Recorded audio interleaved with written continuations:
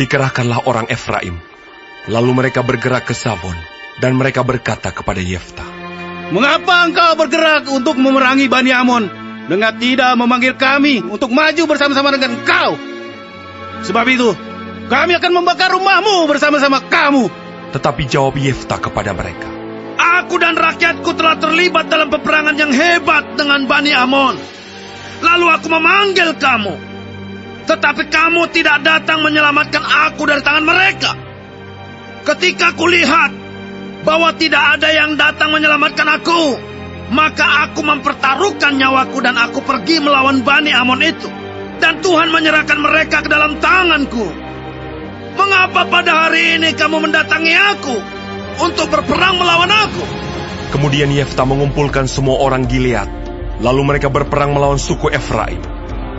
Dan orang-orang Gilead mengalahkan suku Efraim itu. Sebab orang-orang itu mengatakan, "Kamulah orang-orang yang telah lari dari suku Efraim."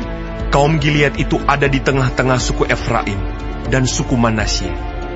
Untuk menghadapi suku Efraim itu, maka orang Gilead menduduki tempat-tempat penyeberangan sungai Yordan.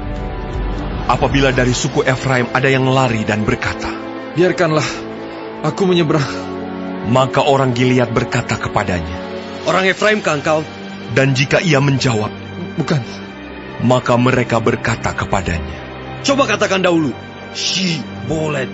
Dan jika ia berkata Sibolet, jadi tidak dapat mengucapkannya dengan tepat, maka mereka menangkap dia dan menyembelihnya dekat tempat-tempat penyeberangan sungai Yordan itu. Pada waktu itu, tewaslah dari suku Efraim 42.000 orang. Yefta memerintah sebagai hakim atas orang Israel 6 tahun lamanya.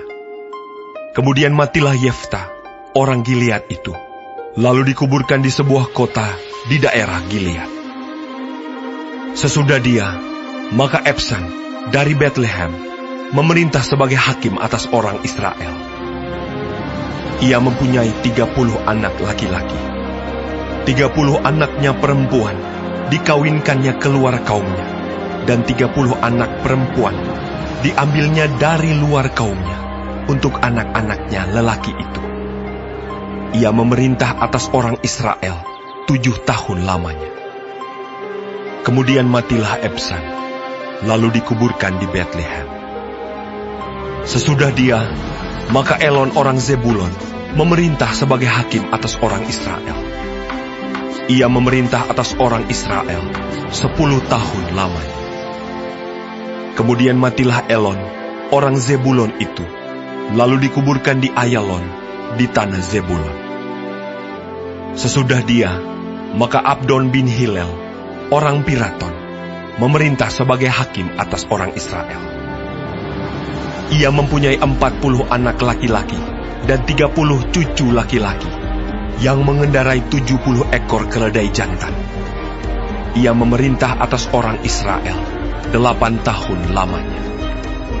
Kemudian matilah Abdon bin Hillel, orang Piraton itu, lalu dikuburkan di Piraton, di tanah Efraim, di pegunungan orang Amalek.